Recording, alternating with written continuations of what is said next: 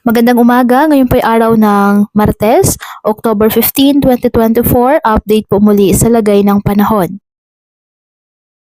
Ayon po sa Pag-asa, easterlies ang nakakaapekto sa eastern section ng Luzon at Visayas. Ito po ay mainit na hangin na nagmumula sa dagat Pasipiko. Wala naman pong bagyo o low pressure area na minomonitor sa loob ng ating PAR na maaaring makapekto sa lagay ng panahon. Base sa pinapakita ng Pag-asa na tropical cyclone threat potential, mababa hanggang sa katamtaman ang tsansa na may mabuong bagyo sa loob ng 2 linggo. Gayunpaman, anumang pagbabago sa forecast ay posible po. Kaya patuloy lamang na magantabay ng iba pa nating weather updates at sa updates po ng Pag-asa. Ngayong araw, dahil sa nasabing easterlies, asahan ang maulap ng kalangitan na may kalat-kalat na pagulan at thunderstorms sa Cagayan Valley, Aurora at Quezon.